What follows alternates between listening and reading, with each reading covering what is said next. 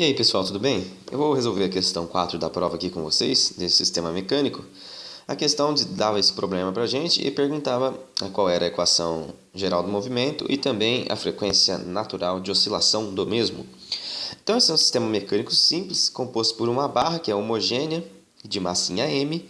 Ela está presa aí no seu centro por um pino e as extremidades, cada uma ligada em um determinado elemento. A extremidade da direita está ligada a uma massinha, que está amortecida e tem uma constante de mola, e a extremidade da esquerda é ligada somente a uma mola. Reparem que ambas as molas possuem a mesma rigidez, então são iguais, tá ok? Então, o que a gente tem que fazer para descobrir a equação geral do movimento é aquela conversa de sempre, né? Fazer um diagrama de forças que atua em cada um dos elementos que aparecem no sistema mecânico. Nesse caso, a massinha M, por exemplo, está sujeita a uma tração no fio e também sujeita a uma força elástica e a uma força de amortecimento. Se a gente olhar do ponto de vista da barra, a barra está sujeita a uma tração na extremidade direita e a uma força de mola, ou seja, elástica, na extremidade esquerda.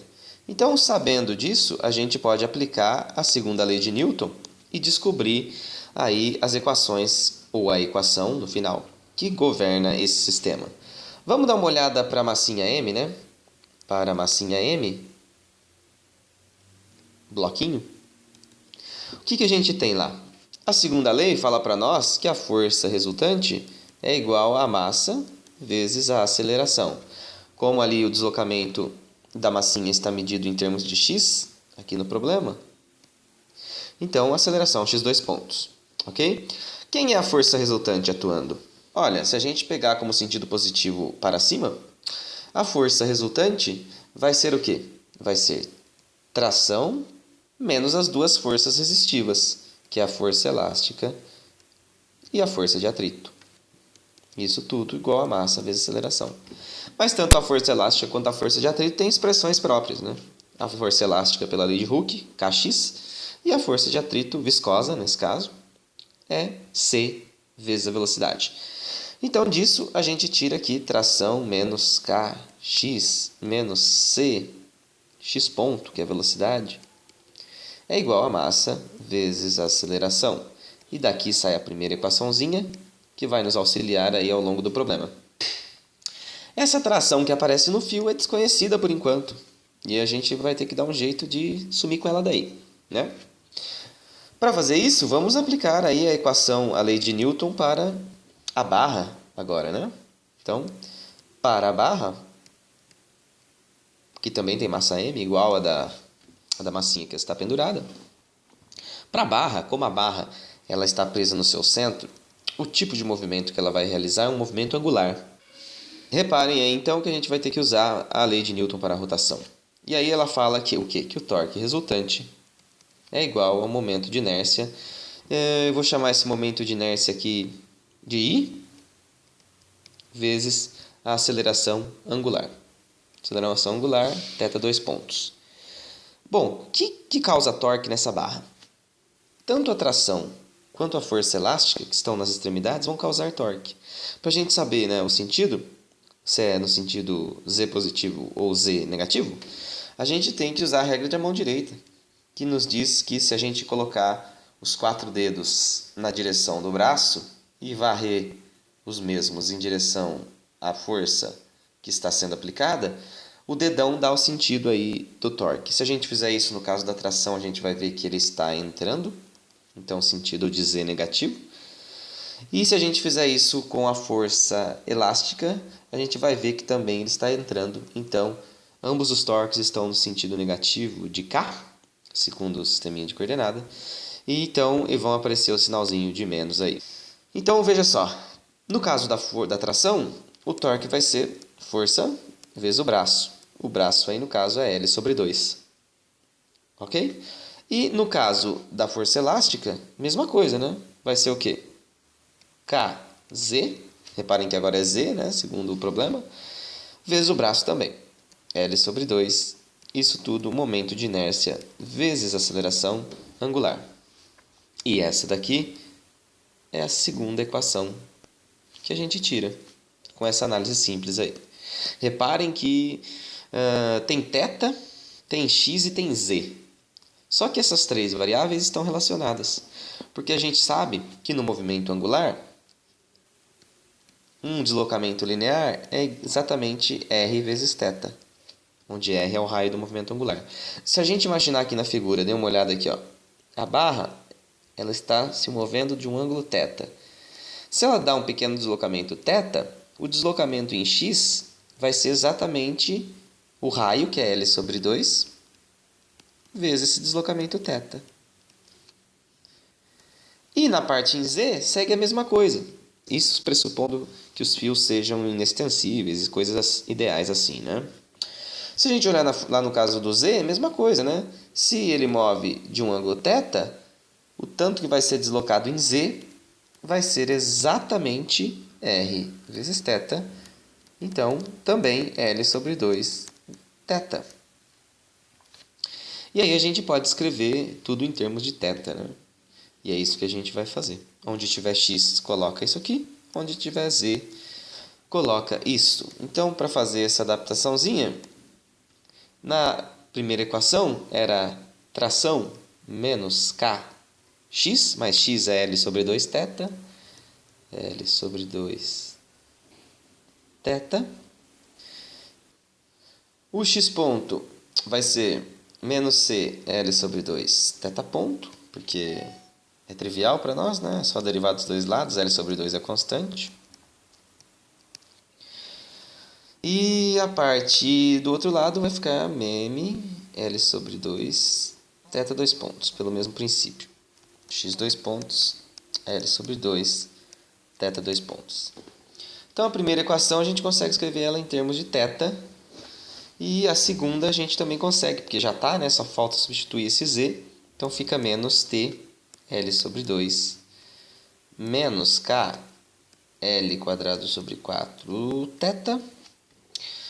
E aqui I, que é o momento de inércia, vezes θ 2 pontos. E aí a gente pega essas equações aí e isola a tração. Então, vou copiar e jogar lá na outra folha.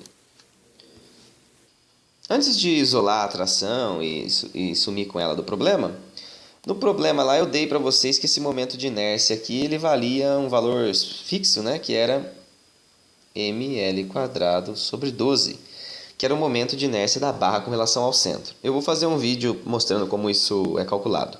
Mas eu dei isso para vocês, então vocês poderiam ter substituído aí, como eu vou fazer agora. E aí, olha só.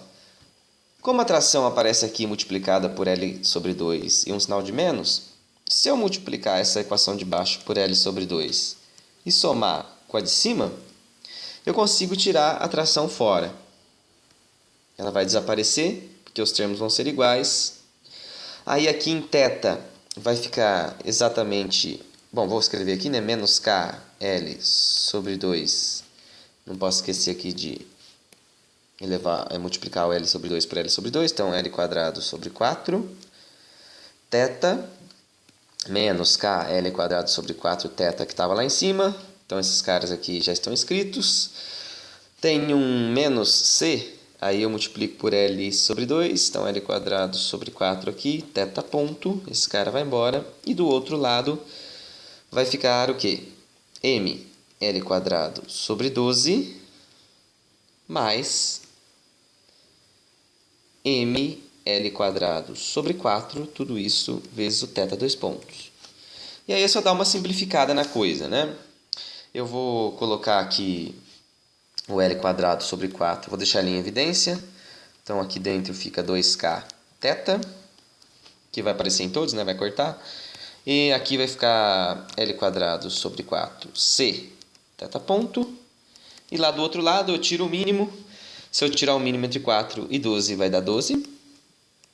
Dividido por 12 dá 1, vezes o que está em cima ele mesmo.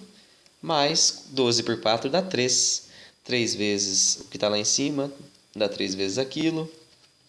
Tudo isso vezes o θ 2 pontos.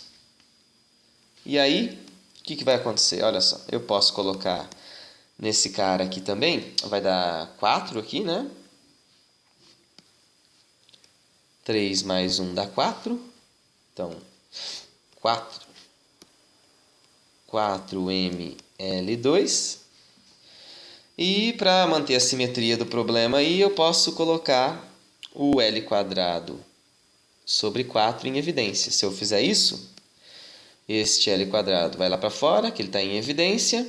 E como eu puxei o 4 aqui embaixo também em evidência, sobra só o 3 aqui, né? Porque 4 vezes 3, 12. E é interessante porque esses caras todos vão desaparecer. E a equação que a gente tira vai ser, que não posso esquecer que tem um sinalzinho de menos, né? Veio aqui. A equação que a gente vai ter vai ser essa daqui, ó. Menos 2k θ menos c θ ponto igual a 4 terços de m θ, 2 pontos. Aí eu jogo esses caras todos para o outro lado e encontro a equação do movimento. A equação do movimento, então, vai ser 4 terços de m θ, 2 pontos, menos, mais, que eu joguei lá para o outro lado, c θ ponto, mais 2k θ, isso igual a zero. Esta aqui era a resposta para a equação geral do movimento desse sistema mecânico, em termos de θ. Se quisesse escrever em termos de x ou de z, porventura, tudo bem, né? Era mais fácil escrever em termos de θ. Por que os problemas sempre pedem para encontrar essa equação? Porque ela diz tudo sobre o problema. Se a gente der uma olhada aqui, o cara que aparecia na frente do θ 2 pontos, por exemplo, não era a massa? No caso de um sisteminha massa-mola amortecido? Era. Então, como aqui aparece 4 terços da massa, quer dizer que esse problema todo aí poderia ser substituído por uma única massa que fosse 4 terços de m, e essa seria a massa equivalente do sistema. Na parte amortecida não muda nada, mas na parte de mola muda. A constante equivalente desse sistema é 2 vezes K. Se cada uma das molas tem constante de mola K, é porque então isso nos diz que elas estão em paralelo. Que em paralelo a gente somava as constantes de mola.